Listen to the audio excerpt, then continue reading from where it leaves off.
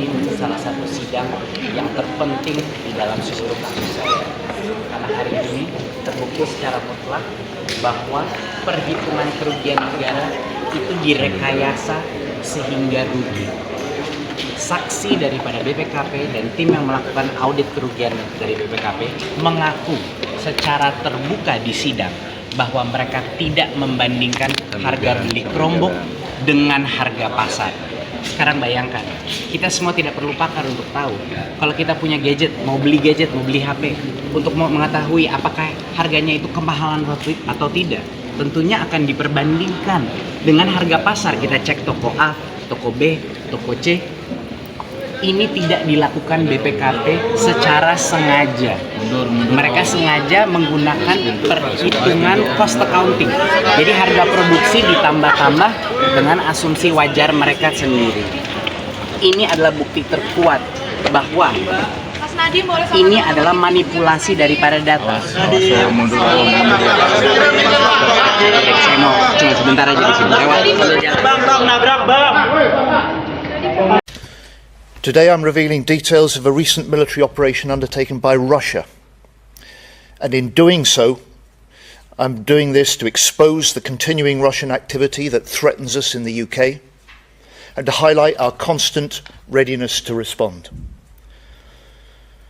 In the last few weeks, while the eyes of many were trained on the Middle East, the UK, in partnership with Norway and other allies, have responded to increased Russian activity in the Atlantic north of the UK. This operation involved a Russian Akula-class attack submarine and a concurrent deployment of 2 specialist submarines from Gugi. That's Russia's main directorate for deep sea research.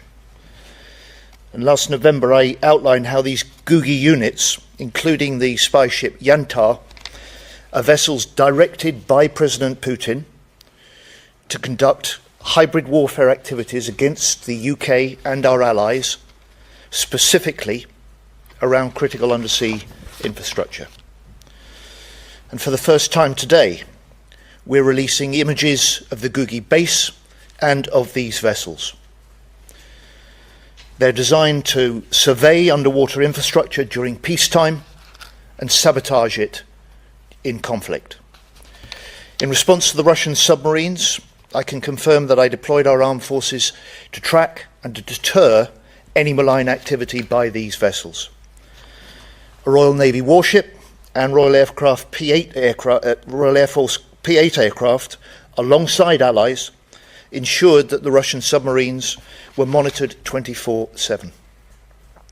The Akula submarine subsequently retreated home, having been closely tracked throughout, and we continue to monitor the 2 Gugi submarines in and around wider UK waters.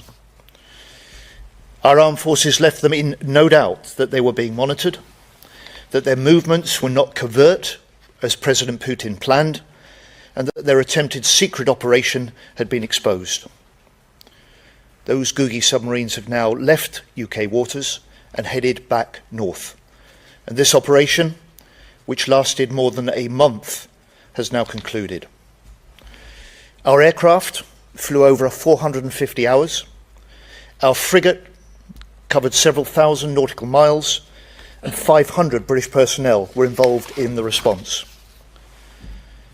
And I'm making this statement to call out this Russian activity. And to President Putin, I say, we see you, we see your activity over our cables and our pipelines, and you should know that any attempt to damage them will not be tolerated and will have serious consequences. Our Strategic Defence Review confirms that the UK faces, and I quote, growing Russian aggression in all domains. And the High North is no less vital to our UK security today than it was when the current conflict erupted in the Middle East. Putin's covert operation failed because this government is delivering our first duty, protecting Britain. Our resolve to track, expose, and confront the Russian threat remains absolute. And that's why this year we're deploying our carrier group where it is most needed, the High North, and why we're leading NATO's new mission, Arctic Sentry. Let me finish where I began, with praise for the professionalism of our outstanding armed forces. They are truly the best of Britain. And when a crisis erupts noisily and dangerously, as it has done in the Middle East, I understand people questioning why all UK military assets and personnel have not been deployed to deal with it. But that is not in Britain's national interest. The greatest threats are often unseen and silent.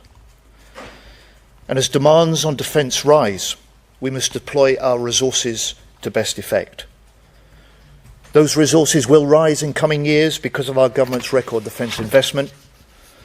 And so, as we act to defend our interests and our allies in the Middle East, we also step up to meet increasing threats in the High North, to strengthen NATO, to stand with Ukraine. And above all, we will always act on the first duty of any government, to protect our UK homeland and keep the British people safe, secure at home and strong abroad. Against us, you talk about how you're seeing them, but why didn't you stop them? Why didn't you shoo them off the critical infrastructure? And then just finally, obviously we're seeing the Russia threat, there's conflict in the Middle East, there's war in Ukraine, there's Donald Trump mocking the UK's diminished military capabilities and threatening to withdraw the US from NATO. Yes. Look, first, I'm pretty clear that Putin would want us to be distracted by the Middle East. And what I'm setting out today demonstrates that we are not just exposing his covert operation, but we are saying to him that we recognise Russia as the primary threat to the UK and to NATO, and that we will not take our eyes off Putin, whilst at the same time we act to protect our British interests and our British allies in the Middle East. Lucky from the Sun newspaper. Defence Secretary, I think this is the second time you've told Putin that you see him. The last time was when you surfaced a submarine close to the Yantar. It doesn't appear to have deterred these submarine operations surveilling subsea infrastructure. And the concern is, of course, when he looks back in your direction, he might see a navy that has 5 of its 6 hunter-killer submarines stuck in port, and the other one was in Australia, has now sailed. A Type 45 destroyer that took 3 weeks to get to Cyprus in response to a foreseeable security emergency.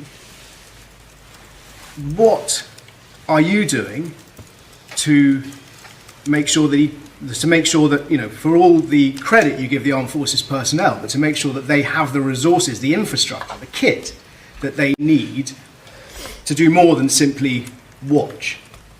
And I'd point out that the DIP, the Defence Investment Plan, this key document to set out what you're going to invest in, continues to be months behind schedule.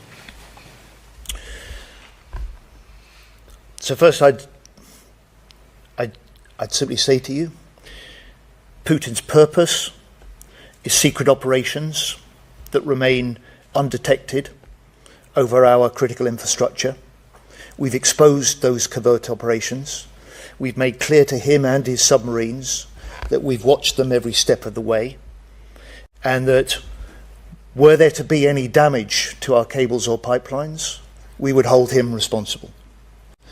And I think the nature of the operation that I've set out today demonstrates that we have UK armed forces capable of detecting, capable of deterring, capable of responding if required in order to protect Britain and to protect our vital undersea infrastructure. And that we have a government here and a military that, despite our commitments, quite rightly in the Middle East, will not take our eye off Putin, that recognises and responds to the fact that our primary threat to the UK and to NATO remains President Putin and Russia.